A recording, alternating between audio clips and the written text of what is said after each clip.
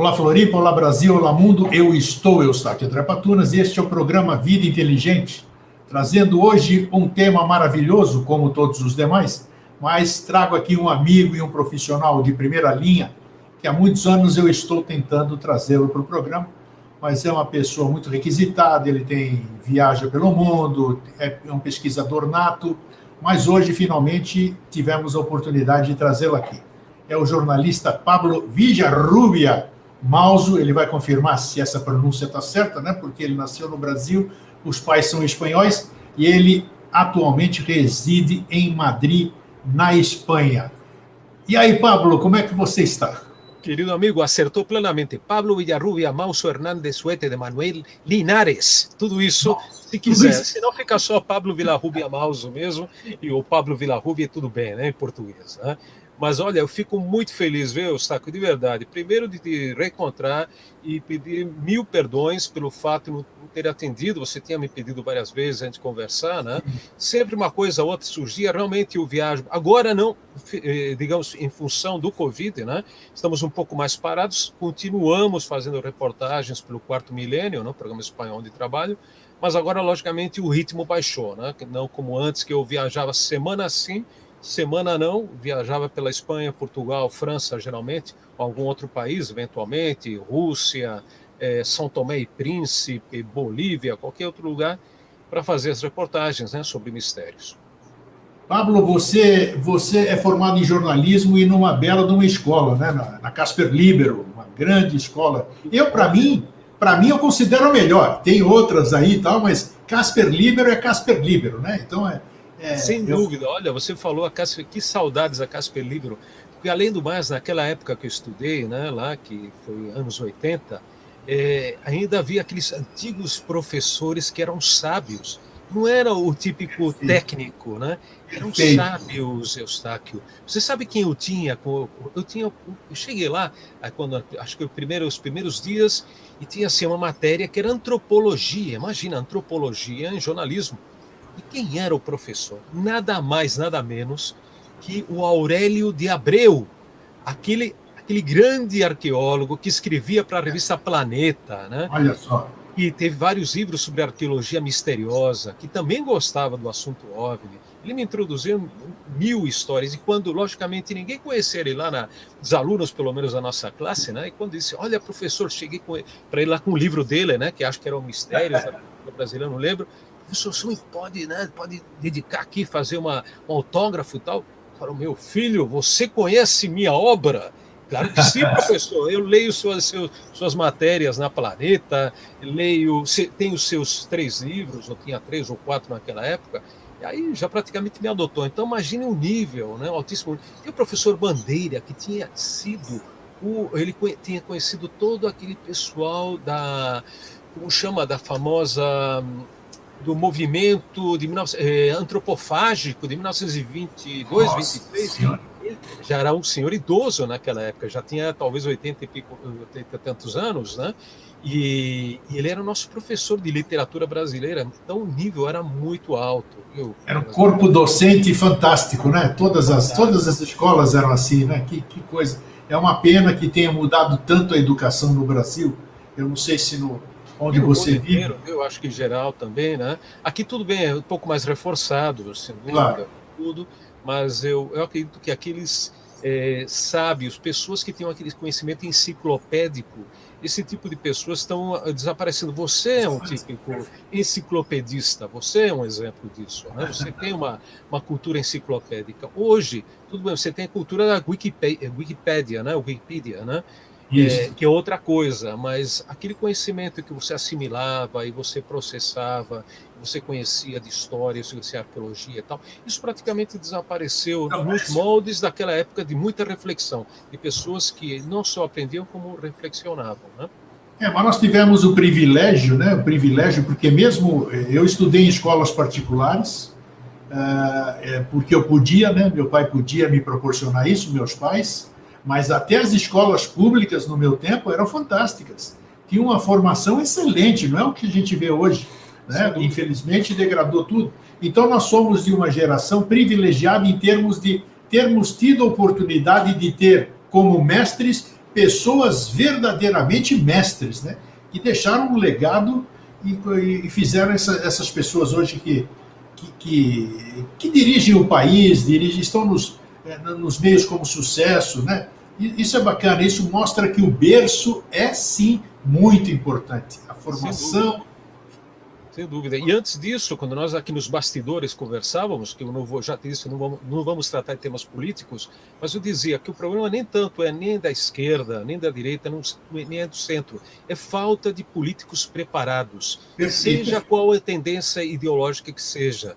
Não Sim. há preparação hoje e vem de tudo isso, da questão cultural, educacional do Brasil. Então, também isso afeta muito a política brasileira, que nós estamos vendo que está polarizada em função de falta de conhecimento dos próprios políticos, falta de cultura. Essa ilustração antes, você encontrava políticos tanto da direita como da esquerda com grandes conhecimentos, né? Poetas, escritores. Hoje nem sabem falar, nem sabem escrever, né? Então já aí começa a dificuldade. A gente né? vive aqui se lamentando os amigos que vão embora, né? Esses nossos ícones, essa velha guarda, os nossos atores preferidos, os nossos professores, os nossos amigos, nossos colegas. Mas isso é cíclico e faz parte da vida, né, Pablo? Você falou Pablo, você veio dessa escola, da Casper Libero fantástica. O que levou você a fazer jornalismo? Depois nós vamos partir para que tipo de pesquisa que você trabalha. O que levou você a fazer jornalismo, optar na sua carreira por jornalismo? Veja só, justamente é curioso, né? Eu queria viajar para conhecer lugares, principalmente conhecer sítios arqueológicos, e para fazer também matérias de ufologia e parapsicologia. É curioso porque eu já tinha esse sonho. Viajar era o primeiro objetivo, e nessas viagens, logicamente, fazer reportagens sobre aqueles temas que eu gostava, né? Que gosto, logicamente, até hoje. Então, esse foi o meu objetivo. Eu tinha feito antes propaganda e publicidade na FAP, na Fundação Armando Álvares Penteado, que era muito boa faculdade também.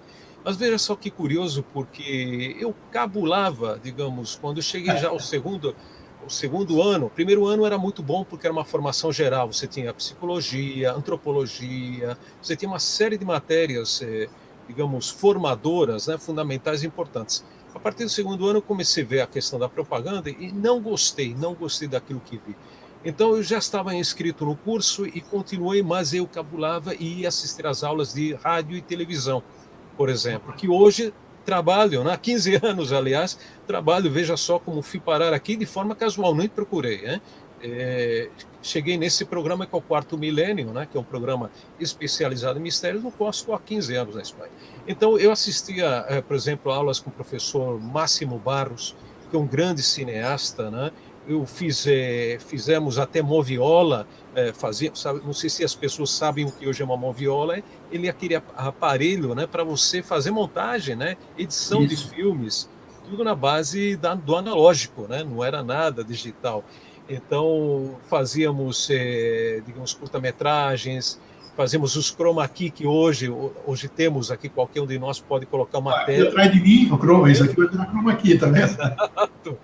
Tudo isso era feito no braço, realmente, com Maurício Valim, outro grande amigo que está já há muitos anos na TV Cultura também, o Valim. Veja só que curioso, porque agora lembrei da Cultura, e lá trabalhou como motorista o Tiago Machado. Imagina só, o grande caso, o Tiago Machado, né? Ele de Pirassununga, né? Acho que foi em 69, se não me engano. Então, ele trabalhou muito tempo, e eu acho que até Maurício conheceu o Tiago Machado na TV Cultura. Então, esses referentes, digamos, de estudos são importantes. Quando você tem uma boa base, você acaba conhecendo. Eu conheci, acho que o Salvatore de Salvo, né? Era o Salvatore, né? O professor Salvatore, que era professor de Química na FAAP. Isso. Era um indivíduo genial. Tinha muitas pessoas que achavam que não, que aquelas teorias dele, né? Ele era um cara adiantado no tempo, né, o Salvatore, né? Exatamente. Ele estudava muito a questão da como era mesmo o nome, da psicotrônica. Isso, exatamente. Ele era um grande pesquisador. E ele eu conheci lá na FAAP, tive o prazer de conhecê-lo lá, e eu acho que até assisti uma palestra do grande Flávio Pereira lá na FAAP também. Flávio ele fez Augusto uma Pereira. palestra sobre os OVNIs, né? O saudoso professor Flávio Pereira. Outra sumidade, é. E era outra pessoa, digamos, dessa, como nós falamos ao princípio, dessa cultura enciclopédica, né? Era uma pessoa muito inteligente, muito culta, né? O Flávio Pereira, ele tem aquela obra que eu não sei se alguém faria hoje, no século XXI ali, o livro vermelho dos discos voadores, um negócio desse tamanho aqui, minucioso, uma cronologia fabulosa. Aquilo lá é um compêndio, sei lá como é que eu posso chamar aquilo, né? Sim, hoje é muito difícil que faça isso. Tudo bem, hoje você pode fazer através da internet, mas naquela Sim. época as pessoas têm que levar em conta que não existia internet. Nada, era na raça mesmo. Na raça. Você tinha que viajar e você não tinha que fazer reserva à distância. Você chegava lá, ou você ligava para o hotel, ou como eu fazia, chegava no lugar e buscava hotel no mesmo dia, viu? Quando chegasse. Claro. Ou pensão mesmo, né? Ou dormia em casa de caboclo, né? Quando fazia. Pablo, você tem, quem quiser, claro, está aqui o crédito aí embaixo, Pablo Villarrubia Mauso. Você tem nome, você tem respeito, você tem credibilidade no meio que você atua. Pessoa que pesquisar, eu pelo menos, eu vejo sempre, eu passo o dia inteiro aqui no virtual, por causa do programa de TV, dos blogs, das comunidades, tudo, e não tem, eu sempre estou acessando o seu nome, ver se tem alguma novidade, tudo, não tem uma coisa, até hoje que eu saiba, que denigra você. E espero que sim. Não, mas eu não vejo isso aí como porque todas as pessoas assim deveriam ser. Mas o que eu quero dizer é que você, inclusive é o título do nosso programa, o jeito sério de lidar com o mistério. Como é que você consegue lidar com os mistérios, que nós vamos falar sobre um monte deles aqui, muita coisa dita abstrata, muita coisa que as pessoas não acreditam sequer que exista, essas coisas que a gente pesquisa. Vocês são loucos, vocês são perdedores de tempo, vocês são malucos assim. Como é que você consegue manter a sua credibilidade dentro de temas tão polêmicos? Me explica, dá a sua versão sobre isso. Como é que, porque eu vou, desculpe, eu vou dar o porquê dessa minha pergunta. Porque, infelizmente, no meu ponto de vista, eu não sou jornalista, eu sou radialista. Hoje, infelizmente, eu vejo a imprensa por um lado muito negativo, Paulo. É Eustáquio que está falando agora. Eustáquio. Eu vejo porque hoje, salvo as exceções, toda regra tem exceção, existem todas as profissões, existem bons e maus profissionais, mas eu vejo hoje a maioria das notícias, elas já não são tão puras como eram antigamente. Hoje elas dependem de uma série de coisas, eu não posso falar determinada coisa, senão o anunciante não vai publicar no meu jornal, e assim. Então, hoje o jornalista, o bom jornalista, ele está cerceado de muitas coisas. Não sei como é que é aí na Espanha, nós estamos falando com o Pablo, ele está em Madrid nesse momento. Então, hoje, você está impedido de ser autêntico. Ou você fica quieto, ou você deixa de escrever determinadas coisas e você só escreve aquilo que você pode escrever. É uma censura, vamos dizer assim, entre aspas, é uma série de coisas. Então, desculpe até me prolongar na pergunta, como é que você consegue ou conseguiu tantos anos que você está, quanto tempo você tem na profissão? Desde 86 que eu comecei a escrever profissionalmente, viu? Então, 86, quer dizer, são mais de 30 anos, né? São mais de 30 anos. Como é que você consegue ter credibilidade, ter seu nome em meio a temas tão polêmicos? Por favor, eu tenho certeza que... Uma pergunta complicada. Primeiro, porque é importante, como você disse, saber em que meio, ou você estar em um meio de comunicação adequado, né, ao seu perfil, às suas características, né, como profissional.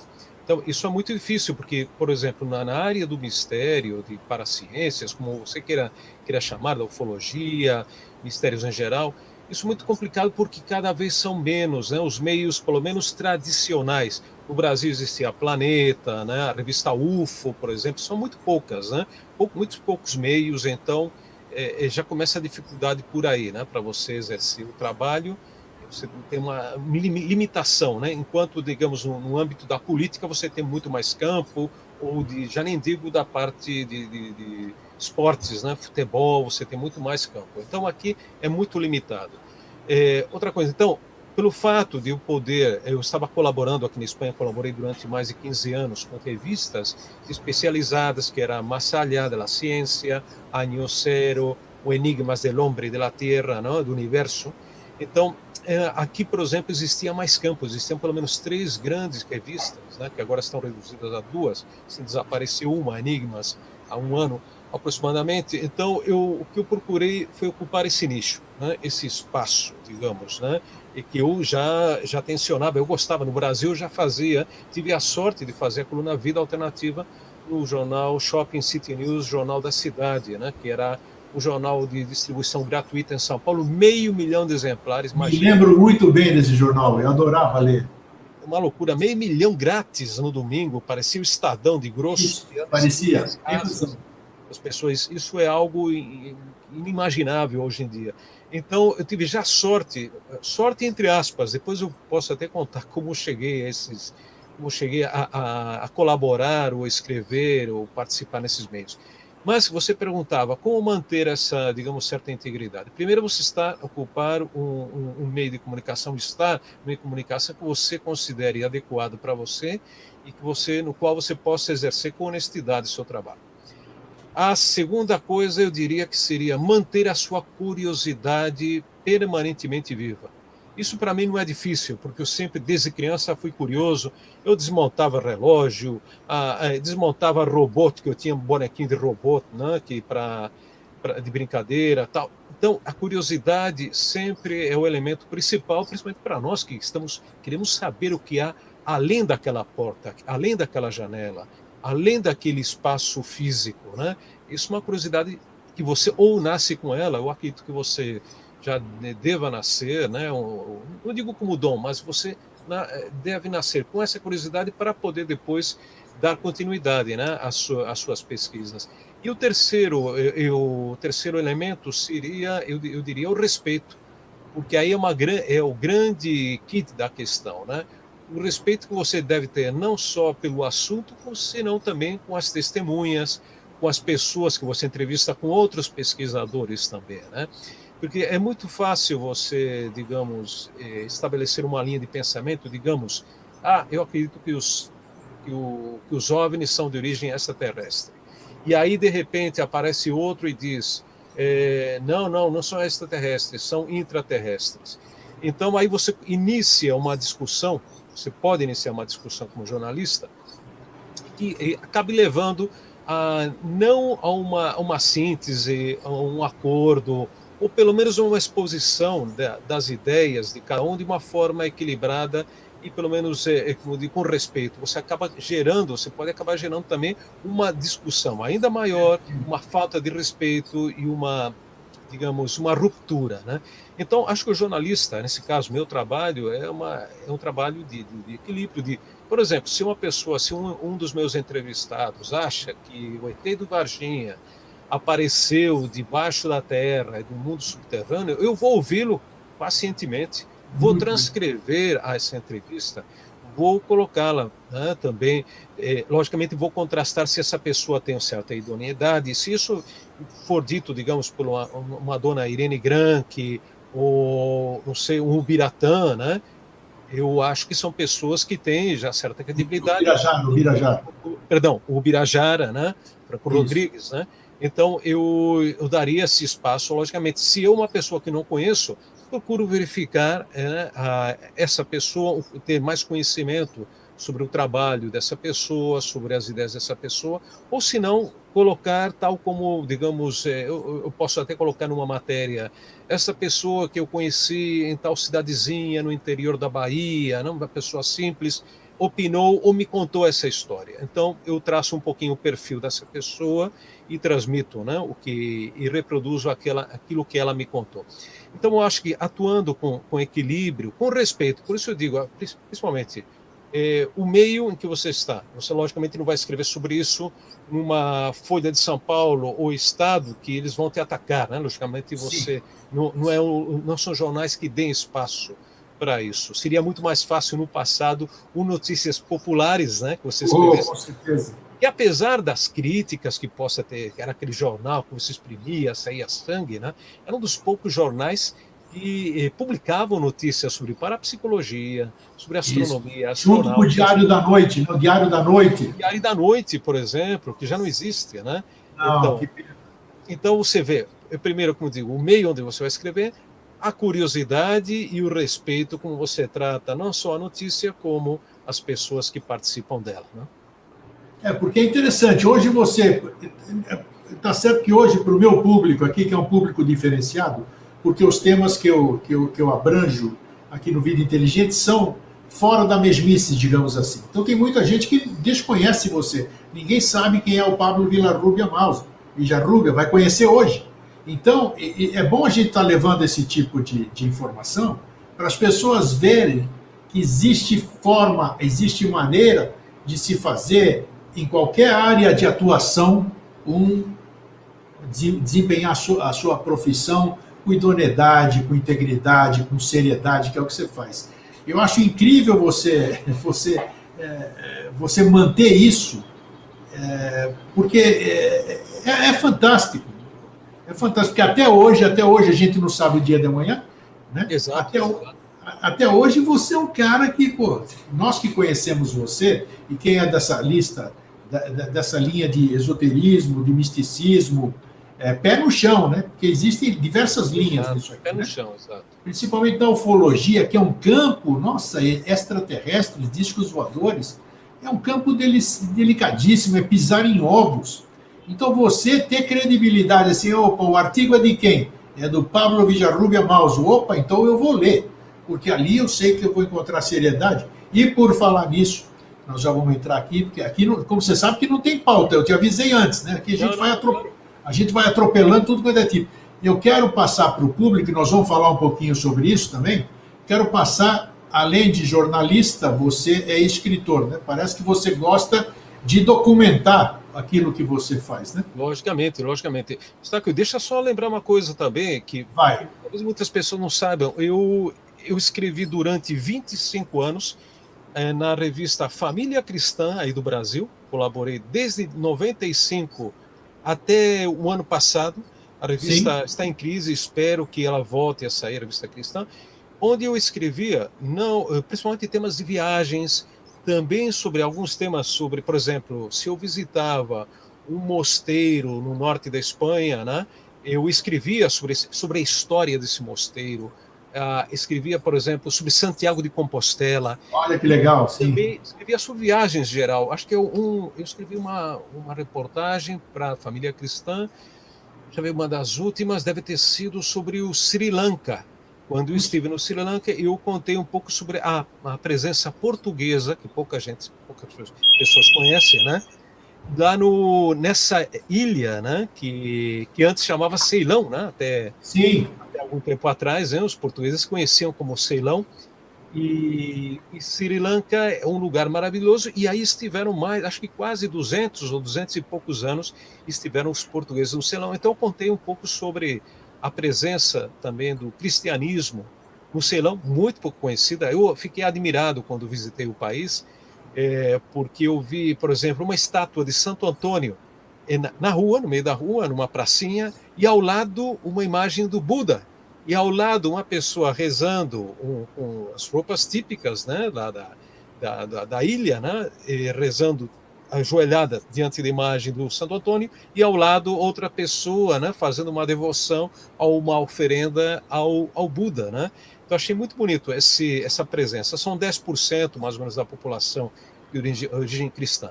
Então isso é um exemplo. Depois eu colaborei durante 25 anos, infelizmente até a extinção o ano passado, da revista Calunga, que talvez vocês lembrem porque era agora é uma distribuidora, né, de papelaria, de produtos informáticos. Sim, e tal. Claro.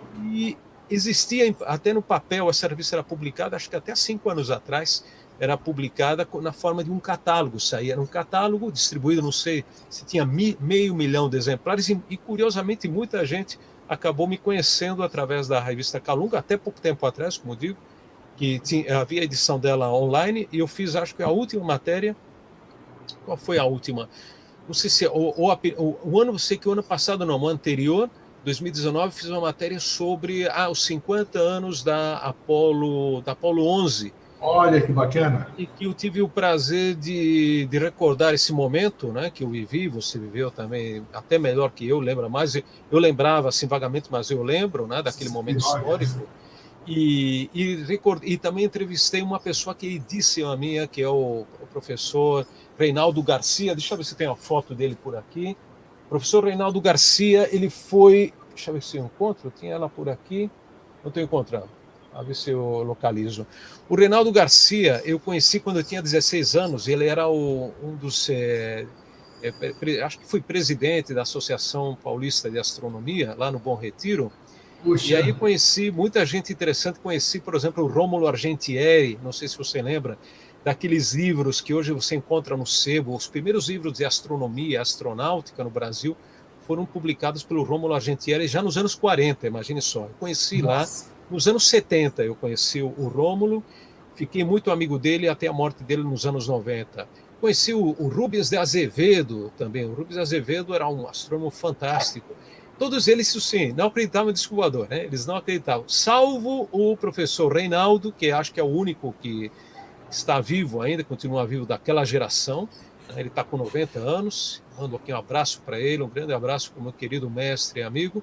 E ele sim que teve até experiências ufológicas, o Reinaldo Garcia, assim, maravilhoso. E eu mencionei ele nessa matéria também da revista, né, da revista Calunga. E depois eu colaborei, olha só, também durante vários anos com uma revista totalmente cética nesse sentido, que é a super interessante no Brasil, a muito interessante aqui na Espanha. Sensacional, revista sensacional.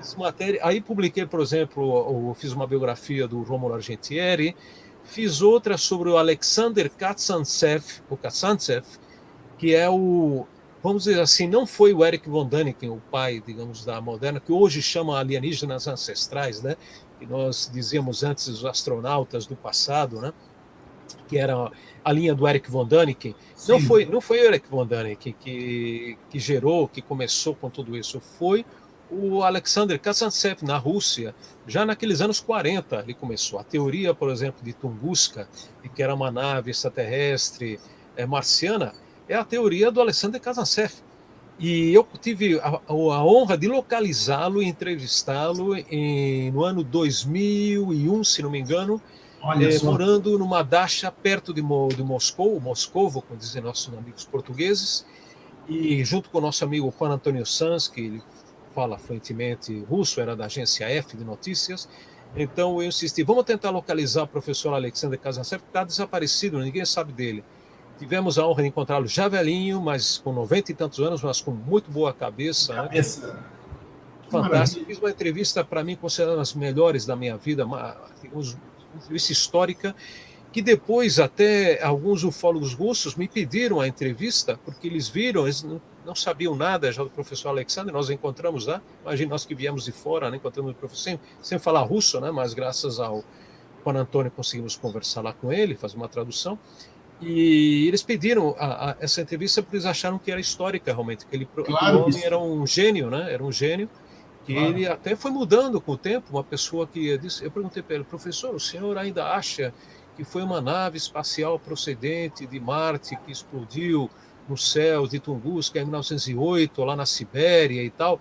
Falei, olha, meu filho, eu, naquela época, anos 50, claro, todos achávamos que era Marte, porque a teoria em voga, né, era que Marte, durante as aproximações, é que tinha vida, que trazia os OVNIs, né, os OVNIs vinham daquele planeta. Que era normal, né, porque era a teoria mais próxima, né, um aspecto científico, né? Aí ele me disse, eu perguntei, o que o senhor pensa hoje em dia, né? Está falando de 2001. Olha, eu mais ou menos o mesmo, mas algo diferente. Eu acho que aquilo que explodiu, que era um artefato inteligente, claro, né? Pilotado ou não por alguma inteligência, deveria ter vindo de uma das dimensões da teoria das supercordas. Sabe que na teoria das supercordas, né, uma teoria que entra também no campo da física atual, física quântica e tal, especula com a possibilidade de universos paralelos, né, de mundos paralelos.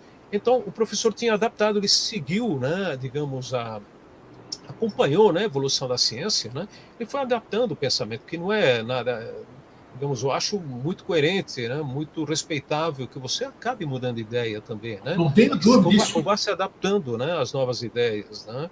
Isso eu acho imprescindível. Você, como jornalista, como uma pessoa inteligente que você é, amanhã você pode ter uma nova posição sobre alguma coisa que você não tinha tantos elementos para analisar. Eu acho que tem que ser assim, né? Então, espera que agora eu quero mostrar para o meu público aqui, eu fiz a relação e quero passar e depois já vou te fazer uma pergunta contundente aqui. Peraí, vamos lá. Você é autor de algumas coisas, alguns. Bom, esse livro eu tenho até autografado, que é Mistérios do Brasil, 20 mil quilômetros através da geografia oculta. Você publicou em 1997, eu tenho autografado, ainda bem. Outro, Brasil Insólito, Guia para el Viajero del Mistério, em 99. Depois mais um livro, Um Viaje Mágico por los Mistérios de América, no ano 2000. Outro, Las Luces de la Muerte, Mundo Mágico e Heterodoxo, em 2004. Eu quero que você fale um pouquinho de cada livro logo em seguida. Gótica, Segredos, Leyendas e Simbologia Oculta de las Catedrales. Outro, e isso foi em 2005. El Fantástico Reino del Preste João. Preste João, nossa, fantástico. Deve ser, esse eu não tenho ideia, mas gostaria de ler isso aqui. Porque o Reino de Preste João é polêmico, a beça e uma tem... maravilha. Nossa, esse aí já me interessou muito.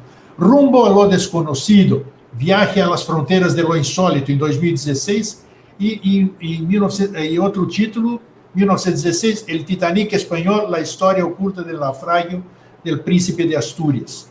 Me fala um pouquinho pinceladamente sobre cada um desses livros, Pablo. E olha, o que levou você a escrever? Do Brasil, o primeiro, é sensacional. Todo mundo deveria ler isso aqui. Muito obrigado, porque hoje algumas pessoas me consideram que o livro já se tornou clássico, né? O Mistérios do Brasil. Eu vou ver a possibilidade de reeditá-lo aí no Brasil também. E agora também a editora da UFO, do Ademar Jevaé, do nosso amigo, ele vai publicar o Luces de la Muerte, Luzes da Morte, com outro título. Né? Acho que não sei se não lembro em português como foi traduzido. E possivelmente saia nesse ano, agora saia o Luzes de la Muerte, que é um livro que é muito requerido, aqui vendeu bem na Espanha, saiu também na Colômbia, através do Círculo de Leitores. O Luzes de la Muerte refere-se à Operação Prato, vamos dizer? Não só. Araçariguama e todas essas coisas. Exatamente, são, digamos, casos supostamente de OVNIs agressivos, né? Mortes ou não, né? E esse seria um dos livros. Mas o primeiro, que é o Mistérios do Brasil, foi muito interessante porque surgiu em função de que eu tinha conhecido a editora Mercúrio de São Paulo, que naquela época publicava os livros do JJ Benítez, né, Os Cavalos de Troia e outros livros de ufologia do Benítez, né? Eu conheci porque a Carmen Barreto, que era a divulgadora do Departamento de Comunicação da editora, ela me ligou um dia na redação do Shopping News e me disse: olha, Pablo, tem 2 espanhóis aqui, talvez você tenha interesse de conhecer, você que fala espanhol, e de entrevistá-los. Um deles é o JJ Benítez, que é autor que nós estamos lançando aqui no Brasil. O outro é o Fernando Jiménez del Oso, que lá na Espanha ele é muito conhecido, ele é diretor de um programa de televisão e não sei o quê. Então eu vou até a editora e conheço o Benítez, aí, imagina só, eu não tinha assim muito conhecimento naquele momento, porque no Brasil não era muito conhecido, já tinha alguma noção, porque tinha lido alguma revista espanhola, né? Eu tinha visto que ele já tinha pesquisado OVNIs na Espanha, e falei, logicamente interessante. Você estava morando no Brasil ainda nessa época? Morava no Brasil, isso foi em 88, 89, acho que foi. Sim. Eles vieram para fazer uma série de documentários para a televisão espanhola, tanto o Benítez como o Fernando Jiménez del Oso. Eles entrevistaram o Gasparetto, fizeram um documentário maravilhoso sobre o Gasparetto, suas pinturas, né? Supostamente mediúnicas, fizeram outra sobre o candomblé, sobre a Ubanda, fizeram outra matéria, outra reportagem, documentário sobre o Santo Daime no Rio de Janeiro. Então eles tinham vindo para isso, e aí acabei conhecendo, como digo, a Carmen Barreto, a editora, né, também da Mercúrio. E eu sugeria, aí com esse conhecimento, quando eu fiz uma viagem, já morava aqui na Espanha, eu tinha viajado pelo Brasil em 96, durante 3 meses, e aí sugeri, olha, vocês gostariam de publicar um livro sobre a viagem que eu fiz ao Nordeste e Norte do Brasil, procurando só mistérios, mistérios arqueológicos, ufológicos, parapsicológicos, históricos, né? E eles toparam, né? E publicaram esse livro que, como eu digo, hoje muita gente procura, inclusive aí nos sebos e tal. Tem pessoas que me escrevem, né? Olha, Pablo, eu comprei o livro no sebo e tal, gostei muito. E porque é algo difícil, né, de fazer. Já naquela época era difícil, porque não tinha, como dizer, não tinha internet. Eu chegava praticamente a, assim, digamos, ao lugar, né, como te disse, nem sabia se eu ia poder dormir em um hotel, uma pensão. Sim. Chegava de repente no final da tarde, né? De repente eu dormia em casa de caboclo, né? Gente lá no Amazonas, à beira do rio, e começar a fazer a pesquisa de campo. Lá não tinha informação praticamente prévia, alguma coisa, né? Alguma informação por alguma revista, né? Pela revista da UFO, qualquer outra planeta, mas pouco mais. Então era mesmo na raça. Você chegava e tinha que conversar com as pessoas, né? Você sentava, conversava com as pessoas geralmente de mais idade e não sei, ia no bar mesmo, conversava com as pessoas no bar, ia na rua, na praça, sentava com aqueles senhores, né, certa idade, perguntava para eles. E aí começava, né, a pesquisa de campo, era mais ou menos nessa base. E eu gosto muito desse livro porque foi uma iniciação, para mim foi uma viagem iniciática, como todas essas viagens são, praticamente eu diria, a que você faz, nós, por exemplo, que gostamos dos assuntos, né, quando viajamos buscamos algo mais, não é só você ficar jogado aí na areia, né, tomando sol, não é isso, né, Não. outro objetivo. Então, eu achei bonito porque acabei conhecendo muitas pessoas, conheci lugares maravilhosos. Eu conheci o outro Brasil, o verdadeiro Brasil, não aquele das grandes cidades, né, que também tem seus problemas, logicamente, mas via a realidade daquele do caboclo, do nordestino, a realidade como os fenômenos, de uma forma geral, o fenômeno poltergeist, o fenômeno OVNI, é visto de uma maneira muito mais, digamos, espontânea, não é vivido de uma maneira muito mais espontânea Isso. por essas pessoas, né? Então, eu recomendaria todos São nós, né? pessoas simples demais, né? Simples. Você vê a verdade estampada, eles te contam aquilo lá como, sabe, não tem interesse nenhum em aparecer em lugar nenhum, porque eles não conhecem lugar nenhum. Então eles são Exato. sinceros, eles contam aquilo da forma deles. Era uma luz assim, ela veio, saiu de trás da gente, correu atrás da gente. Então é uma coisa verdadeira, pura.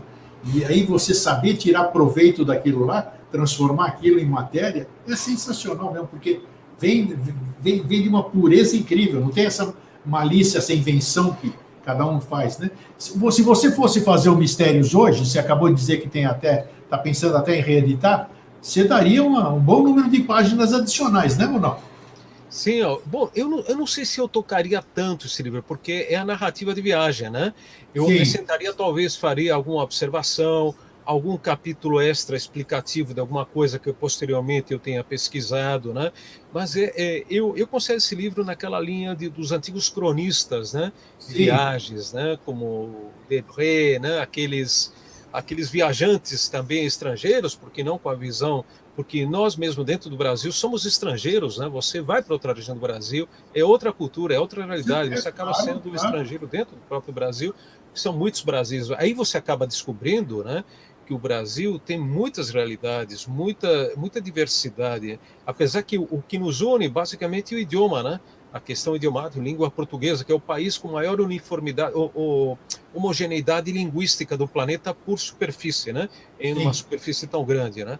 Mas o resto, digamos, a variedade, ou pelo menos até alguns anos atrás, antes da incidência da internet, né, da chegada da internet, eram culturas muito mais variadas que vão se perdendo também, né? A questão folclórica, aquela visão, né, das realidades, né, regionais a partir da ótica, né, da cultura, né, regional, do folclore regional, isso está se perdendo no Brasil e em Me qualquer fala, parte do mundo. me fala dos demais livros, o conteúdo deles. Vamos ver, depois você falou por ordem qual era o Brasil Insólito, Sim, um viaje por la geografia oculta de Brasil. Esse sim. livro, veja só, está até traduzido, foi traduzido, ia ser editado pela editora da LBV, Ah, sim, tá. E naquela época que tinha participado daquele congresso, né, da LBV em 1900, acho que foi 97, eles O pediram, Fórum fizeram... Mundial. O Fórum Como? Mundial. Exato, do Fórum Mundial, que aquilo foi incrível. Você estava lá também, né, Tá, doutor Gustavo? Aquilo foi incrível, né? Aquilo foi foi. gigantesco. O Aquilo maior evento de todos os tempos. Nunca mais vai ter um evento daquele. nunca mais, nunca mais. Bud Hopkins estava lá, né? Todo mundo, todo mundo, todo mundo. Incrível aquilo lá. Tava assim um montão de gente. Tava o Stanton Friedman, né? Era uma coisa Brandon Stevens, todo, o pessoal da Dinamarca, Israel, Hungria, de todo mundo. Foi fantástico, fantástico. fantástico aquilo, né? A gente lembra isso com uma saudade imensa, porque você vê um nível altíssimo, muitos já desapareceram, como o Stanton Já Friedman, foram para. por outra dimensão, infelizmente. Nessa época eu falei com o pessoal da LBV e eles iam publicar o livro.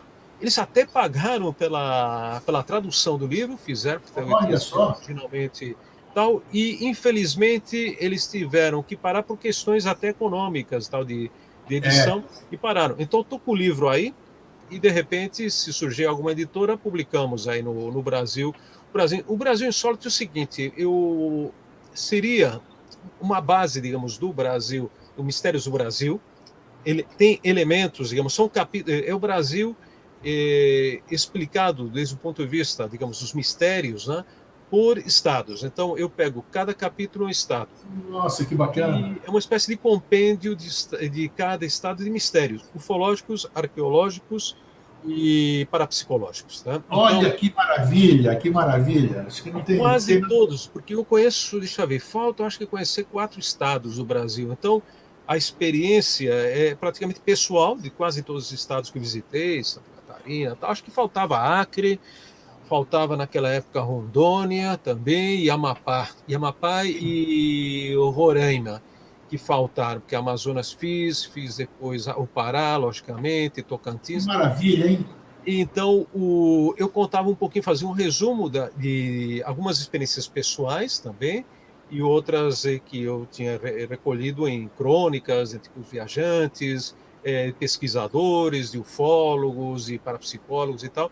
Então, eu acho que um livro que não existe, infelizmente, no Brasil, até hoje, saiu aqui na Espanha, e Puxa, infelizmente não sai no Brasil, essas coisas que você não entende, né? Porque acontecem e não saiu aqui. você tentou lançá-lo no Brasil? Você tentou editá-lo fora a LBV que você falou? Não. Não, assim, depois eu tentei, não lembro, com uma editora, e não deu certo também. E não deu certo, ou eles não quiseram editar o livro, alguma coisa assim. Então, coisas que acontecem, né? Mas não desiste, não. Na tua próxima vinda ao Brasil, trabalhe em cima de alguém aí. Tem que colocar isso em. Nossa, bacana. Abordagem ufológica, parapsicológica e. Mistérios arqueológicos também, lógico. Nossa, poxa, então olha que bacana ainda. Deve ser uma abordagem fabulosa. Fala do João Preste agora. Fala do Preste. Essa aí, tenho curiosidade em saber, porque é fantástica a lenda dele. Lenda não, eu não acredito que seja lenda. Primeira coisa. Não, ele existiu, né? A história está aí, ela foi Claro, registrada. tem tanta referência em tanto lugar que não pode ser lenda. Né? Tem que Mas ter. mas ele virou, vamos dizer assim, que ele virou uma certa lenda, né? Virou uma lenda, na Aí verdade, sim. que é uma história que transcendeu, uma história que ficou, digamos, no boca a boca lá em Araçariguama e acabou dando a volta ao mundo, né? Através, já não digo não só pela nossa pesquisa do Suenaga, do Cláudio Suenaga e eu, mas Mas é também um pelos caso precedentes. aterrorizante esse caso, né? Caso aterrorizante, já houve precedentes da pesquisa, como Araci Gomide, o próprio pessoal da Apex que pesquisou. Esse caso aconteceu em 1946, no Carnaval de 1946, quando o João Prestes Filho, que está lá, ele morava em Araçariguama, né, no Que é estado de São isso. Paulo, pertíssimo de São Paulo, mas um lugar assim que já até hoje fica quase no meio do mato, e naquela época era mais ainda, né? E estava assim a Para quem não 40. sabe, é na região de São Roque, ali, perto ali da Exato, São terra do Roque. vinho. Mas ele fica meio isolado, uma coisa assim meio estranha, fica meio escondido, né, no meio do mato. E é uma cidadezinha assim bem interessante, bem agradável. E aí esse senhor, esse moço, ele acabou, eu estava vindo da pescaria, entrou na casa dele, foi se trocar no quarto e de repente entra Sim. pela janela uma espécie de uma luz poderosa, e ele fica cego, perde a visão e de repente ele sente um ardor, né? Um que o corpo lhe queimava, né, internamente. Literalmente derreteu o homem. É isso. E ele saiu correndo, né, espavorido, ele foi parar lá no centro da vila, né, que tinha uma igreja, na casa da irmã dele, e ele, já praticamente cego, né, ele ficou deitado na cama, e o corpo dele, então, eles notaram, os parentes notaram que o corpo estava queimado, curiosamente, estava queimado justamente só na parte exposta sem roupa, porque debaixo da roupa não estava queimado, debaixo da roupa onde havia, ele estava com a camisa, acho que era camiseta, calção, então os pés estavam retorcidos, né? Há duas versões, né? Há duas versões. Eu recolhi as duas, né? Eu coletei as duas. Uma delas é que o corpo ele ficou queimado, como disse, com essas características só em áreas onde estavam exposto, né? E ficou, eles diziam, um deles, uma das testemunhas, que foi a testemunha com mais idade que eu pude entrevistar, que é o seu Virgílio, já tinha 90 e tantos anos quando fizemos a entrevista lá em São Roque, que ele morava, se não me engano, ele viu o João Prestes morrendo, né, assim, moribundo, né, já praticamente a ponto de morrer, e ele falou, Pablo, ele estava com o corpo queimado como se fosse carne de porco, assim, queimada, e os dedos, assim, os dedos dos pés, das mãos, em forma de garra, né, ficou a mão, claro, ficou encolhida, né? A mão ficou toda, digamos, perdeu, né? A umidade, né? O corpo. E outra versão que também eu coletei mais tarde, acho que foi em 2012, era uma senhora que disse ter visto pedaços do corpo caírem, né? Caírem, essa foi demais. Essa foi demais. Pedaços de pele que se soltava do corpo. Soltava tiras, né? Assim, incrível. Do corpo. Então, esse foi uma morte lenta e atroz, eu diria, né? E o curioso que nessa região havia muitas aparições do que chamavam boitatá, né? Isso. Essa bola de fogo, muitas aparições de OVNIs. É uma região, digamos, janela, né? Windows mesmo, que pode se abrir um portal para outras realidades, de repente, né? Tem essas características, né? Ou tinha, pelo menos, Araçariguama, né? Pablo, entre todos esses livros que você escreveu, essa história, as luzes, que esse caso está nas luzes também, com certeza, né? No livro das luzes, né? Qual é a tua visão, a tua visão do fenômeno disco voador? Porque eu não vou falar UFO, porque o UFO é algo não definido. Nós estamos falando de disco voador. Unidentified é não definido, não identificado. Qual é a tua opinião sobre o fenômeno disco voador? Bom, eu acredito em disco voador porque eu já vi disco voador. Então, eu já presenciei disco voador, não é luzinha. Luzinha, então, nem se fala, mesmo fazendo aquelas evoluções fantásticas, mas eu não sei o que eram aquelas luzinhas. Se era disco voador, se era balão, se era qualquer coisa. Mas, então, disco voador, pelas pesquisas que eu faço há 60 anos, né?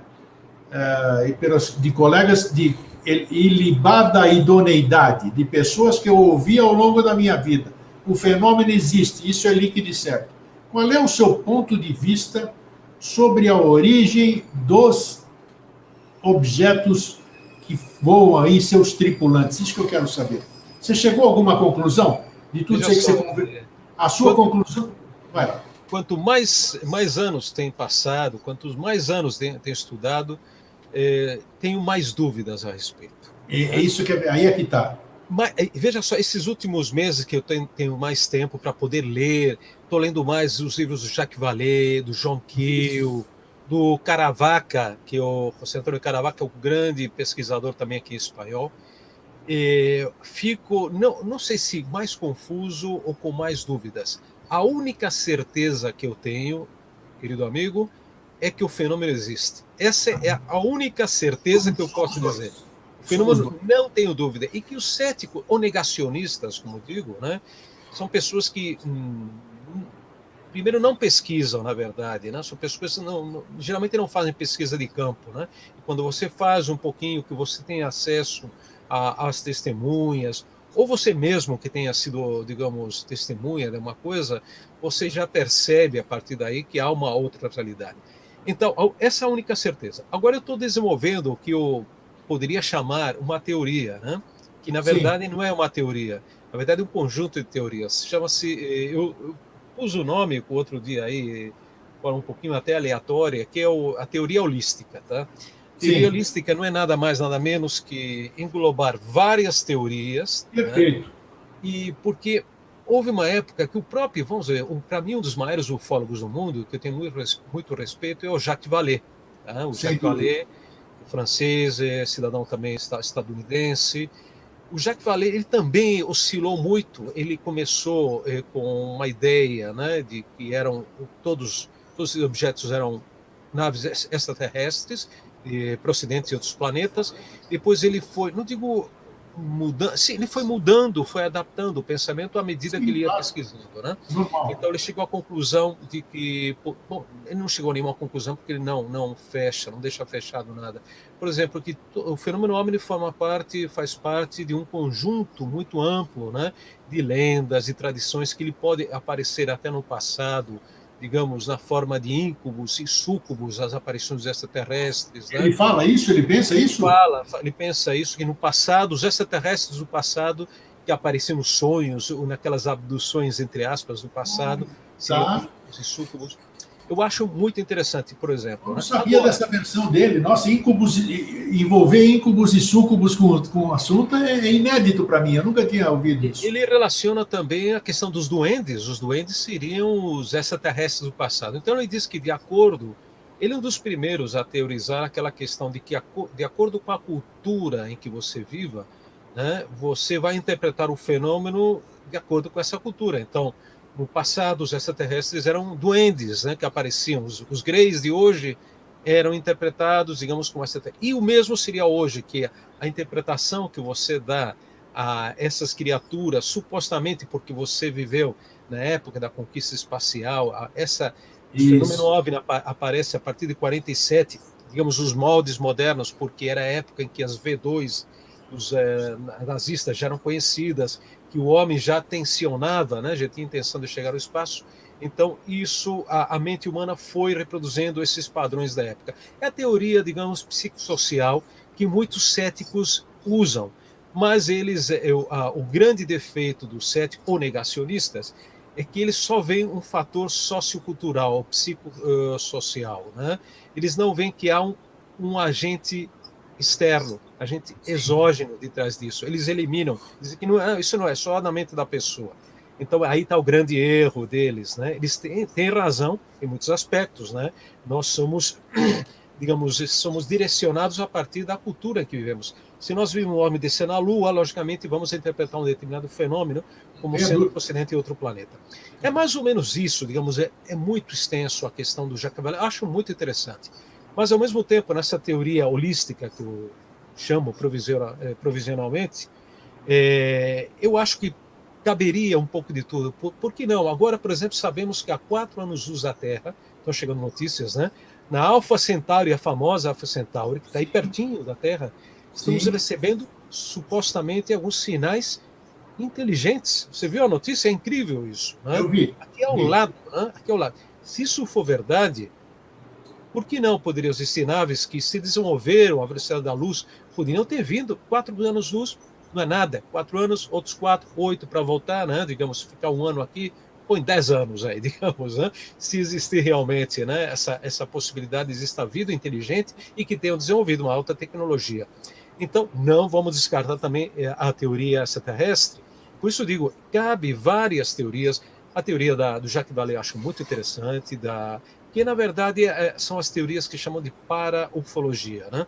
A paraufologia em que entra a questão da mente humana interagindo com uma inteligência superior. Eu acho fantástico, acho que é por aí também muita coisa. Né? Qual é a sua visão, Pablo? Qual é a sua visão sobre a questão intraterrena que você fez que você colocou entre as possibilidades? E você parece que você já esteve no Roncador, já andou pesquisando por ali, né? Sem dúvida, sendo Roncador, também no México, naquelas cidades subterrâneas dos maias, né? Eu vi uma cidade que era fantástica, umas cavernas gigantescas no Yucatán, em que foram habitadas por mais de 2.000, 3.000 pessoas. Era uma verdadeira civilização subterrânea.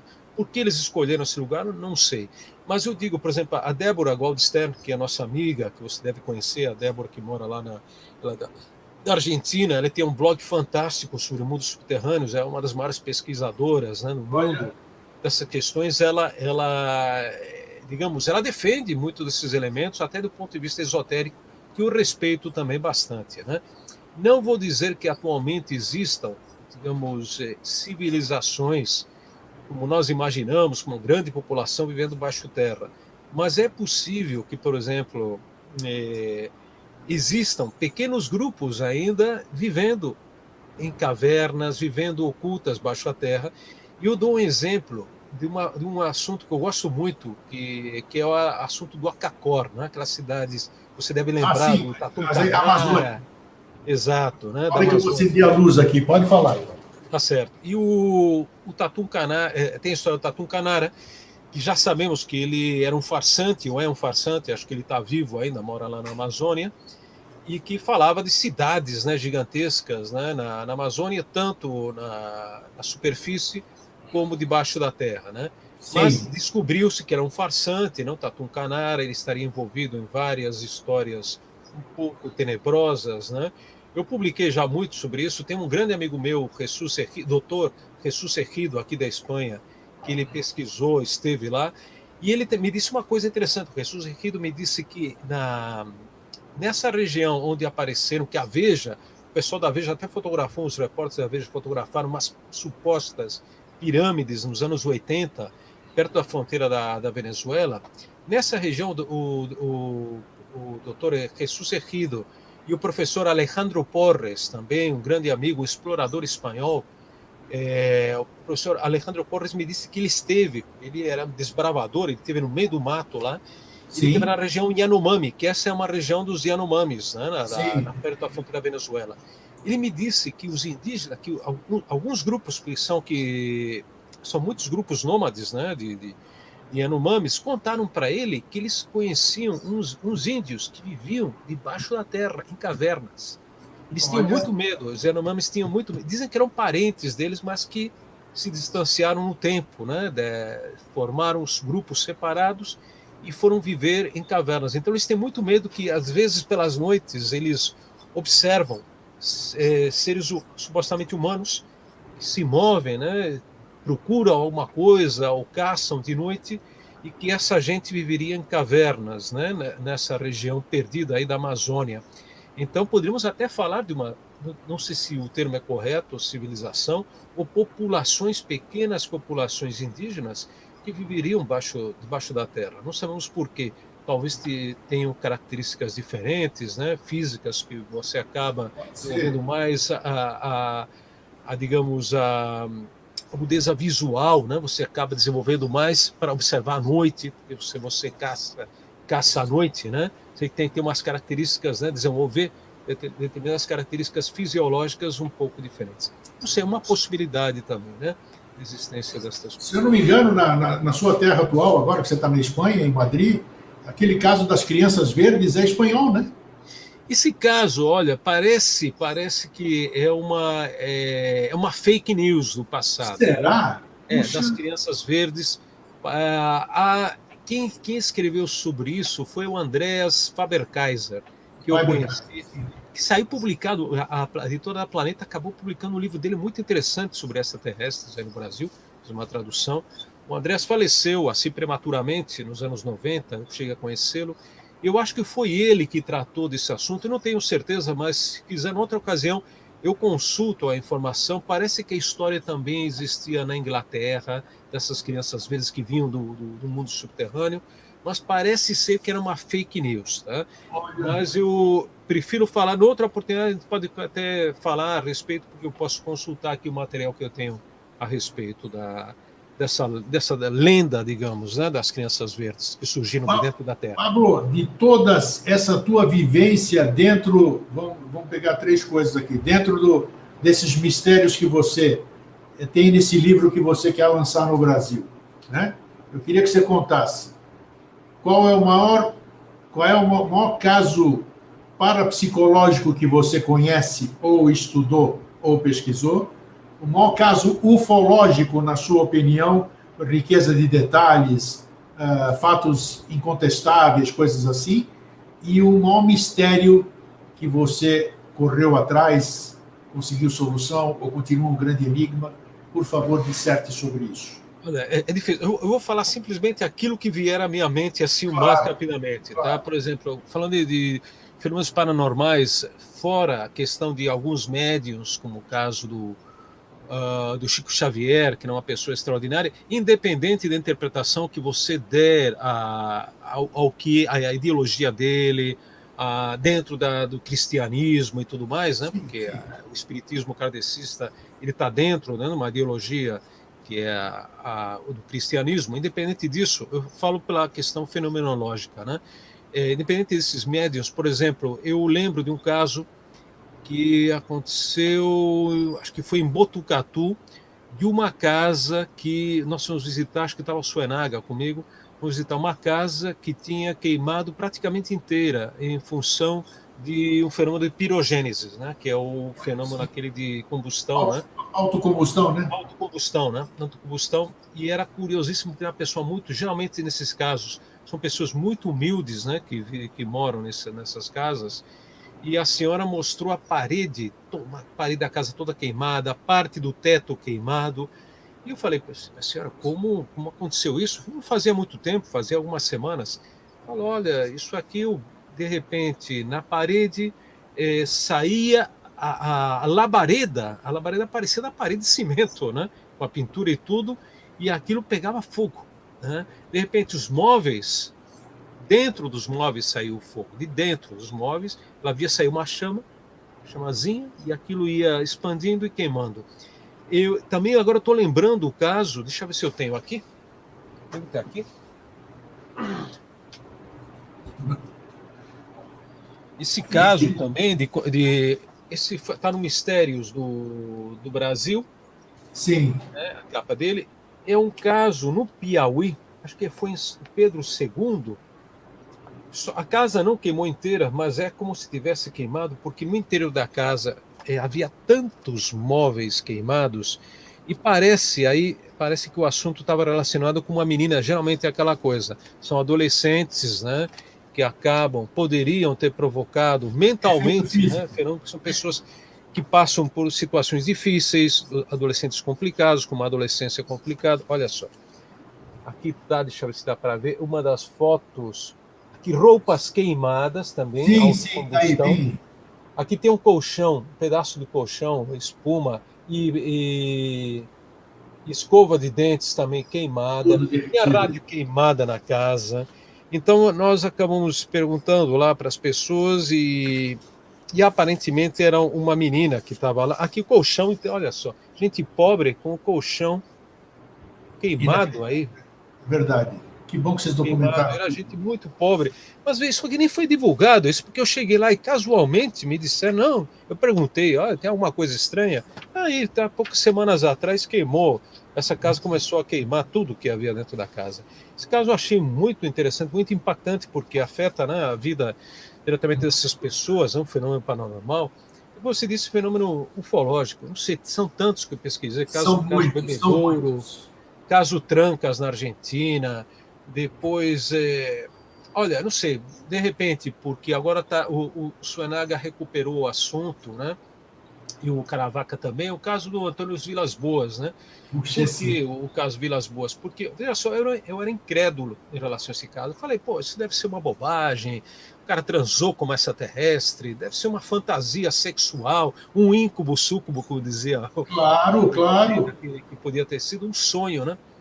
E lê do engano meu quando chegamos o Sonaga e eu lá em São Francisco de Sales e começamos a falar entrevistar a irmã do Vilas Boas, o sobrinho do Vilas Boas, os amigos do Vilas Boas, o irmão do Vilas Boas que tinha visto com ele o dia antes Isso, um pratão. Ninguém tinha entrevistado essas pessoas, Paulo, incrível. Ou seja, incrível. ninguém tinha entrevistado a irmã, ninguém tinha entrevistado o sobrinho, ninguém tinha o Vilas Boas ele tinha ido até Rio de Janeiro naquela época, 57, né? E para ele descobrir o que tinha acontecido com ele, acabou procurando o João Martins e o Dr. Olavo Fontes, que eram Sim, pessoas muito interessantes. O Olavo Fontes era correspondente da APRO, né, dos Estados Unidos, um cara muito inteligente, um médico sério, né? E eles até duvidaram também, eles duvidaram porque mantiveram o caso sem divulgar até 67, 68. Acho que o João Martins somente publicou o caso na revista O Cruzeiro e a versão argentina em espanhol do Cruzeiro. Imagine só. Então, o que acontece? Por que eu acho tão importante? Porque é um caso que dá origem, embora as pessoas não saibam e não tenha se divulgado, ao fenômeno das abduções no estilo moderno e dos contatos sexuais que depois foram surgindo. Mas, Beth Barney Hill e por aí vai, né? Exato, mas veja só, ninguém conhecia, mas estava aí o caso ficou registrado em 57, 58, quando ele foi para o Rio de Janeiro. Então, o que acontece? Pelo fato de ninguém conhecer o caso até 68, e que a fenomenologia das abduções começaram a aumentar a partir dessa época, e com a Barney, Beth Hill, e com contatos sexuais, supostamente sexuais com extraterrestre, eu dou muita credibilidade, porque não era conhecido o caso, então como surge? Né? Ou seja, os outros casos, como surgiram, né? Ele não pôde ter influenciado ninguém, porque não era conhecido. Então, aqueles que adotam a hipótese psicossocial, não sei o quê, balalá, da influência da mente humana, que da leitura, aí não tem isso, porque o caso não chegou, né, digamos, ao domínio público até mais tarde. Então, ele é um caso germinal, inicial, que dá um pontapé, né, de saída a toda essa fenomenologia estranha. Então, há um fenômeno exógeno, acabamos descobrindo coisas incríveis, né? Por exemplo, um filho do Vilas Boas me confessou, 2 anos antes da pesquisa, acho que foi no ano 2000, no estado de Tocantins, acabo descobrindo, por uma verdadeira serendípia, por uma sincronicidade, uma coisa incrível, acabou conhecendo o filho do Antônio Vilas Boas, sem querer. É mesmo? Sem querer. Então, essas coisas, sem querer, entre aspas, né? Porque, sim, claro.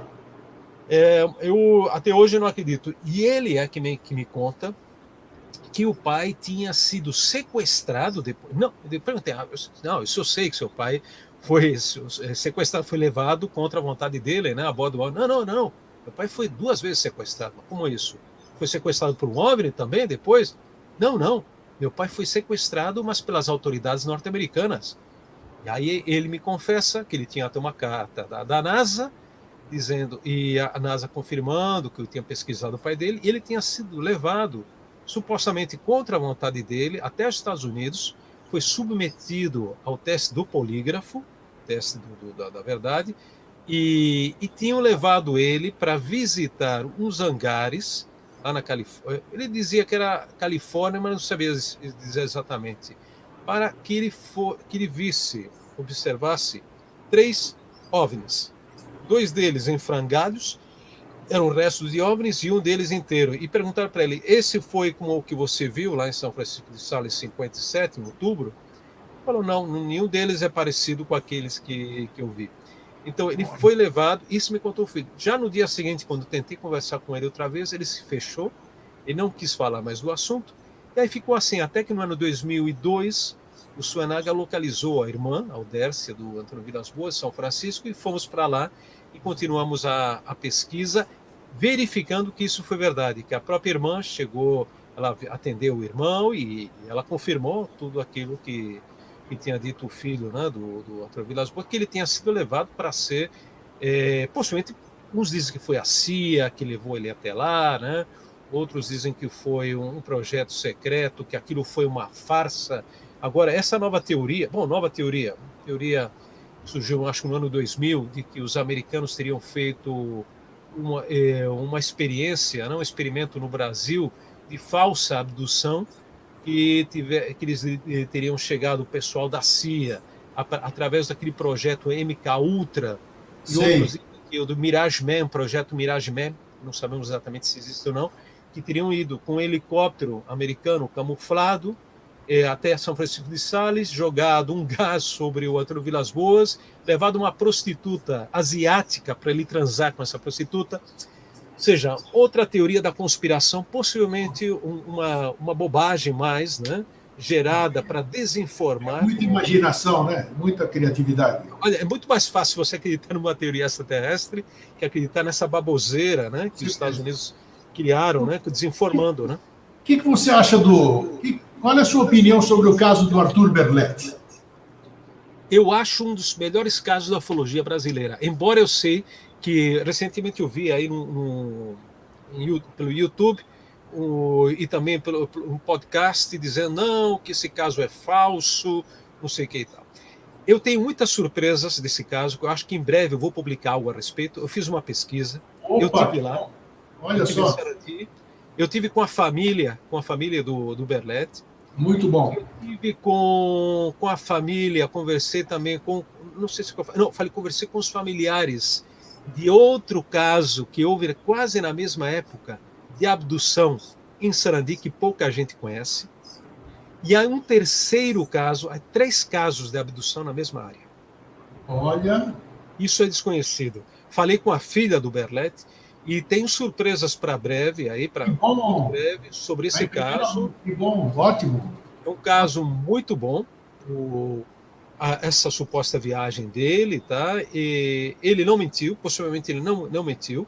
Outra coisa, como interpretemos, ou como ele interpretou também aquela situação. E outra surpresa que eu tenho também é o fato, infelizmente ela já faleceu. Aqui em Madrid eu fiz amizade com uma senhora extraordinária, que era a dona Hilde Menzel, uma senhora alemã que morava em Madrid, e ela foi a primeira secretária do primeiro grupo ufológico espanhol, que era a Sociedade de los Amigos de los Visitantes del Espacio, BURO, criado pelo Fernando Sesma em 1954, aqui em Madrid mesmo. Eles faziam umas reuniões, naquela época que era difícil, porque era a época do Franco, tinham que ter uma autorização especial para poder reunir mais de 3 pessoas, já era considerado confabulação naquela época, né? O Franco ditador, né? E então a dona Hilde, que eu fiz muita amizade, era minha avózinha ufológica, ela foi a primeira secretária dessa associação, e eu tive acesso a muita documentação que ela tinha. Ela conhecia muita gente na Alemanha, ela era amiga daquele casal, o Veit, escreve Veit com V, Veit, que eram os precursores da ufologia alemã. E atenção, um dia ela me mostra um álbum de fotografias dela, de congressos ufológicos, e vejo ela junto com o Arthur Berlet na Alemanha. Que é isso? Hilde, a senhora conheceu o Arthur Berlet? Claro que sim, eu fui a tradutora dele. Eu fui a tradutora e acompanhei ele e tal, porque é o seguinte, como eu falo espanhol e um pouco de português, ele veio aqui falando aquele alemão antigo, daqueles colonos alemães, o baixo alemão, né, que chamavam, e ele falava aquele alemão que ninguém entendia aqui. Ele pensava que ia ser entendido, né, mas era aquele alemão do século XIX que ele falava. Então, eu era a única lá que falava espanhol e um pouco de português, e eu fui intérprete dele. Tenho aí as fotos e tal, Dona Hilde, conversas da Dona Hilde com ele, né? E falava uma pessoa muito simples, muito simplória e tal, né? E ele contava a verdade dele, realmente ele viveu aquilo lá. Pensamento. E tem essa surpresa também aí para contar. Olha, você vai contar então. E agora me diz uma coisa, tem outras reminiscências aí, de caso assim, eu só quero mais um aqui, com a sua impressão, que você deve ter mantido contato. Eu mantive contato com 2 gerações dele, né? Do Marcel, né? Do Jesse Marcel Jr. Jesse Marcel. O pai, né? O filho que nós conhecemos lá naquele congresso de Brasília, né? E ele acabou já faleceu, que era o médico, né? Infelizmente. E depois o sobrinho aí, que era meio, que a gente disse na terminologia brasileira, um porra louca, né? Você conheceu esse ou não também? Não, ouvi falar dele, mas não conheci. Então, mas ele era um aproveitador, digamos assim, por ter o Marcel no nome ali, escreveu um livro também e tudo. Mas esse foi um caso muito intrigante também, né, Pablo? Você chegou aí a alguma coisa mais fundo desse caso do Jesse Marcel? Do Jesse Marcel eu conversei com ele lá no congresso, né? Ele foi testemunha, né? Porque o pai dele lá, ele viu as coisas, ele pegou as coisas na mão também, tudo. Exato. O que contou para nós lá, o Jesse Marcel, foi que aqueles restos de OVNI que aparecem também uma parte naquela famosa foto em que o pai dele está mostrando para aquele jornal, né? É um material como meio, digamos, dúctil, né? Um material que você podia dobrar com facilidade, amassava e abria outra vez, né? que era metálico, né? Ele dizia, lembra disso, que era um material, tinha uma parte desse material que tinha uma série de hieroglifos, né? Isto. Inscrições, né? Que ele desenhou até, ou tentou de memória, né? De lembrar aquelas inscrições.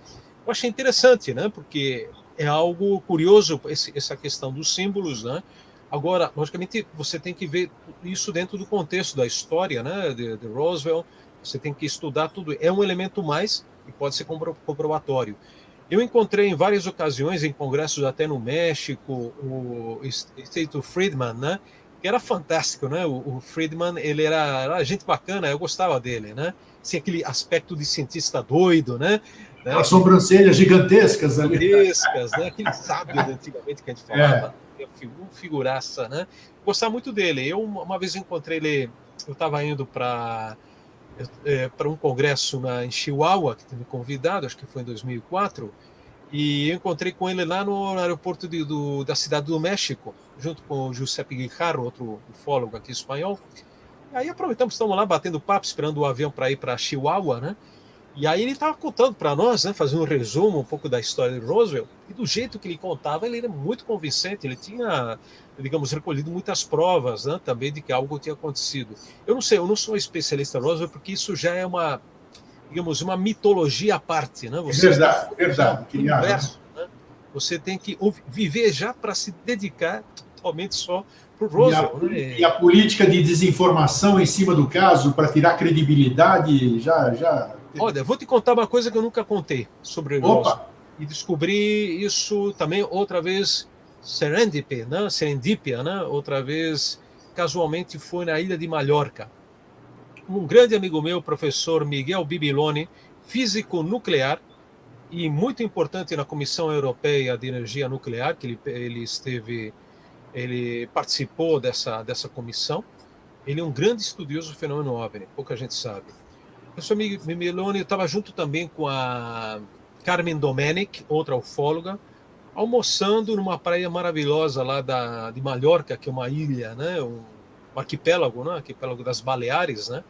E falando sobre ufologia, logicamente. Então, não sei por que raios veio a conversa de Roswell. Nós começamos a falar, e aí acho que foi a própria Carmen Domenic que me falou: Pablo, aqui morou um homem que eu conheci, um cientista, parece que ele era alemão, que trabalhou muitos anos nos Estados Unidos e esteve implicado no caso Roswell.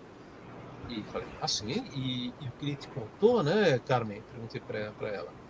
Falou, esse senhor disse que ele foi um dos cientistas que desenvolvia tecnologia secreta, né, totalmente um programa espacial ou aeronáutico secreto, e que ele trabalhava para Rolls-Royce, famoso fabricante, que não é só de carros, né?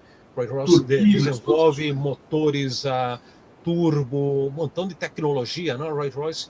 E ele trabalhou em um protótipo espacial secreto que teria se espatifado e eles acobertaram esse protótipo com a história, uma suposta história espacial. Essa última notícia que eu tenho, eu precisaria, logicamente, a Carmen, ela ia procurar mais informação, eu não conversei mais com ela a respeito, mas ela falava que esse homem viveu e morreu lá em Mallorca. Mallorca é muito interessante porque é uma ilha que tem muito boa qualidade de vida, bom clima e muita gente importante. O Kirk Douglas e o filho dele moravam, ou ele mora, o filho ainda mora lá em Mallorca, artistas de Hollywood, tem muita gente estrangeira, cientistas, né?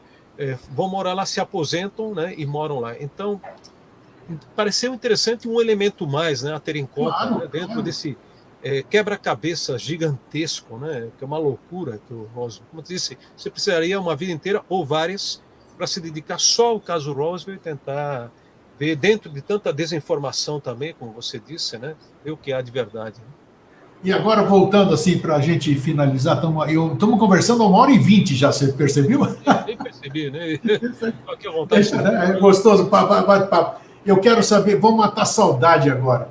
Foi muito bom quando eu contatei você pelo WhatsApp aqui, e para mim foi uma surpresa, porque a gente conversa, mas conversou pouco, e não dá para conversar tudo, né? E foi uma surpresa de você frequentar, ter sido frequentador da APEX, Associação de Pesquisas Exológicas. Exológicas, nunca mais se falou em exológicas. O Dr. Max Berezovsky, né, teve essa felicidade de fazer esse nome. Então, eu converso com você agora, a minha mente fotográfica vai vendo toda aquelas salas, aquela fotografia do disco e das duas crianças ali olhando para aquela nave. Que maravilha, que tempos. Eu cheguei aí, acho que eu tinha 16 anos. Olha só isso. Minha primeira reunião lá na Rua Toneleiros, né? Que número era? O meu já era na Tito. Acho que era Rua Tito, né? Primeiro, Rua Tito, exatamente. Era uma casa. Como? Era uma casa. Uma casa, exatamente. É na Rua Tito. E depois eu fui nos anos 90 na Toneleiros. Isso, mudou depois, nos anos 90.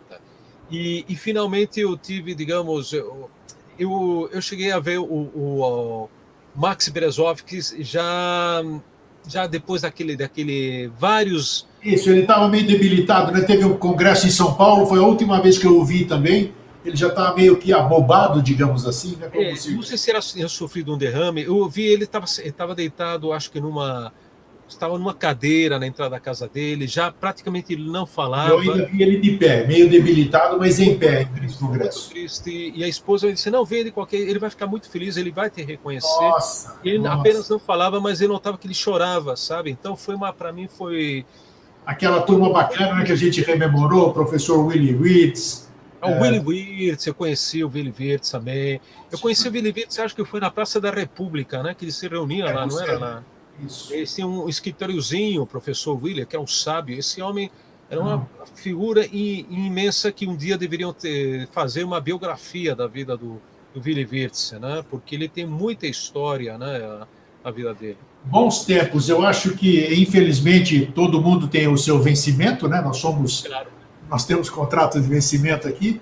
Muita gente boa, se a ufologia tivesse perenizado a vida desses grandes pesquisadores do passado, né? Que eu tive a oportunidade de conhecer boa parte dele, grande parte dessa aí, né? E desses ícones de hoje, o pessoal aí do Adamski, qual era o colega do... Como é que Walter Biller. Walter Biller. Isso, o Walter Biller lá do Rio de Janeiro. João Martins, e infelizmente você sabe perfeitamente que nos deixou faz poucos dias, partiu, acho que foi dia 29 de dezembro, se não me engano, Isso. o Alberto Francisco. Alberto, esse era, para mim era o último dos moicanos, foi assim que eu disse. Isso o Alberto mesmo, tinha... moicanos.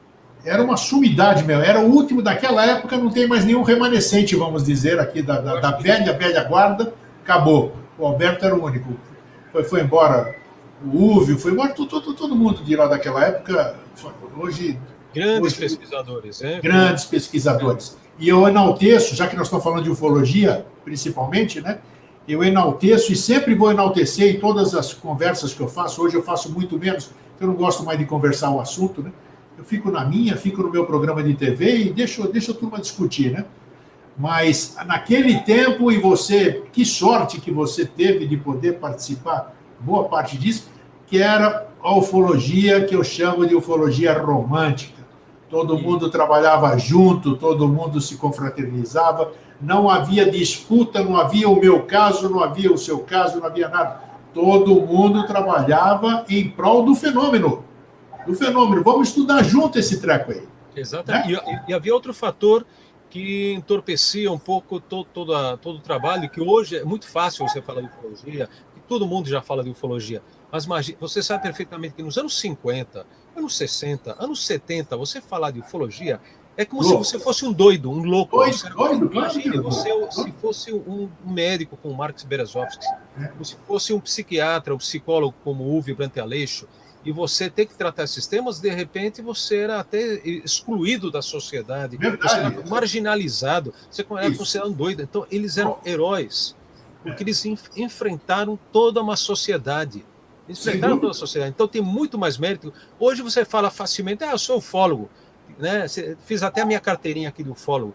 O cara não vai durar nem um ano. Eu falei contigo, eles querem, hoje, pessoal jovem, não digo a maioria, né? Tem algumas exceções, querem resultados imediatos, eles querem saber quem são os extraterrestres realmente, ou quem são essas forças, essas energias, não vai ter resposta, meu amigo, nem em 30, nem 40, nem 50 anos. Você vai querer ser famoso em 5 minutos através do YouTube.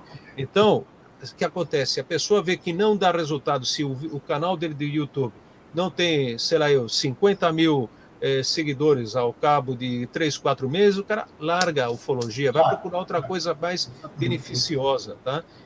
Essa geração, a nossa, e essa mais anterior, né? Eles não estavam eles procuravam a verdade, que era outra história. Eles procuravam pesquisar de verdade. Hoje se procura fama, procura, digamos, resultados imediatos econômicos, né? Isso não é assim. Quem entrar na ufologia... Foi aquilo que eu falei no começo. Para a psicologia também, que for o mesmo mistérios arqueológicos, que cada vez tem menos pesquisador, que nós não falamos. Outra vez a gente pode até conversar sobre arqueologia misteriosa. As pessoas hoje não têm a mínima graduação para... Você falou da questão política, né? Eu acho que político deveria fazer administração pública, devia fazer curso que deixasse ele com o mínimo de condição de exercer um cargo público, né? Psicologia, um curso de psicologia. Isso, uma série de coisas, né? Uma série de coisas. Então, para estudar o fenômeno UFO, ou objetos voadores não identificados, você sabe tanto quanto eu que é necessário noção de uma série de matérias, astronomia, astrofísica, química, biologia, física, óptica, mecânica, uma série de coisas. Quem é que vai fazer isso aí? Hoje a gente faz vigília pelo computador, pô. Já pensou? Pô. Então, hoje tem um perigo até você sair para campo, porque tudo mudou. Então, não vejo com bons olhos um futuro, vamos dizer, de decifrarmos o que eu considero, se não for o maior, é o segundo maior mistério da humanidade. Esses objetos voadores... Totalmente de acordo. É isso mesmo, viu, Patorás? Pablo, espero que esse seja o primeiro de algumas conversas nossas. Porque eu sei que você tem conteúdo e eu quero passar esse conteúdo, como eu disse no começo do programa, a gente passa coisas diferenciadas, a gente sai da mesmice. Então, como eu sei que você tem conteúdo, eu quero compartilhar esse conteúdo com o meu público telespectador. Então, eu espero que agora que nós rompemos esse véu que não queria ser rompido, né? Que eu não conseguia trazer você para o Vida Inteligente, demorou 15 anos, mas você apareceu. Estou aqui, viu, amigo então, Eustáquio? Sem dúvida. Espero agora, como a gente reaproximou e temos os contatos agora eletrônicos, então fica mais fácil. Eu queria te agradecer pela sua disposição. Eu sei que a diferença de fuso horário aí para frente, para nós aqui ainda é tarde, para você já é noite, você está vindo de um dia de trabalho, tudo isso aqui. Queria te agradecer essa boa vontade de compartilhar conhecimento com o meu público. Muito obrigado. E só lembrar, deixar nossa homenagem ao professor Alberto Francisco do Carmo, que desapareceu recentemente. E só lembrar também as pessoas que estão com um canal no YouTube faz pouco tempo, alguns meses atrás, que vocês colocando no YouTube Pablo Villarrubia Bauso, Villarrubia com 2 L's e 2 R's, vocês veem aí, estou fazendo uma série de vídeos em que comento não só ufologia, história e tudo mais, né? Você tem canal de YouTube, Pablo, ou não? É isso mesmo. É um canal de YouTube com meu nome, vocês vão colocar meu nome, e aí eu tenho fiz comentários. Vou colocar o crédito aqui, você pode ver o link, aí se não passo o link para você, e colocando o nome, né? Botando o nome. Tá, só para finalizar, eu esqueci, eu quero, antes de encerrar de vez aqui, eu queria que você falasse, você participa, como é que é você participa há 15 anos de um...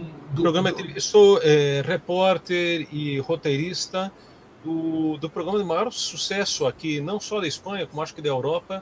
É mesmo? Que é o Quarto Milênio, capitaneado pelo Iker Jiménez, né, que é o diretor do programa. Que temas que aborda? Que temas? Tudo, inclusive ciência, conspirações, arqueologia misteriosa, ufologia, parapsicologia.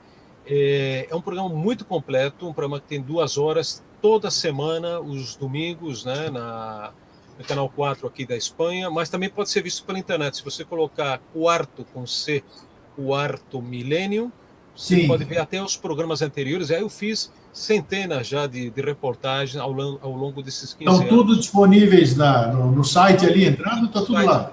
quarto milênio aparece, colocar quarto milênio Pablo Villarrubia, também tem minhas reportagens pelo mundo inteiro, pela Rússia, pela França, Áustria, Bolívia, Brasil, São Tomé e Príncipe, Cabo Verde, sei lá, um montão de lugares aí do planeta. Que maravilha. E o nosso colega, faz muitos anos que eu não contato com ele, o Javier Sierra, está bem ou não? O Javier Sierra está muito bem, ele fez uma série de documentários muito, muito interessante. Ele é do Mazajá, né? Como? Ele é do Mazajá, né? Ele trabalhou, foi diretor da revista Massalhá, já não é há muitos anos. Ah, tá. Ele é agora um escritor de muito renome, assim, bem considerado aqui na Espanha. Ele escreve romances que legal. com mistérios, escreve muitos romances, acho que até publicados no Brasil. E o Javier fez também, como digo recentemente, uma série de televisão sobre mistério chamada a série Outros Mundos. Inclusive, foi a Roswell, por exemplo, tem um documentário sobre ele. Ele continua bem ativo, uma pessoa muito interessante, muito inteligente, né, o Fabrício? Então você vê que assunto não falta para a gente, né? Então na próxima oportunidade aí nós vamos ver o que nós vamos trazer para ilustrar isso aí. Muito assunto, viu, meu amigo? Obrigado, Pablo. Um grande abraço, amigo. Esperemos que esse ano seja melhor também, né, para todos nós. Não, com certeza, vai ser. Tá bom? Forte abraço e mais uma vez, muito obrigado. Obrigado. Até a próxima. Tchau. Gente, que bom ouvir gente inteligente, né? Pessoas que têm sabedoria, consciência, sabem falar, trabalha, pesquisa, leva as coisas a sério. Então, por quê? Ele é diferente? Todo mundo é igual, todo mundo pode ser assim, basta querer. É questão de opção e oportunidade. A oportunidade está aí. Quantas oportunidades a gente já não perdeu, né? Então tá aí, precisa coragem também. Então é isso, gente. Para vocês que ficam, um fraterno abraço e um feliz sempre.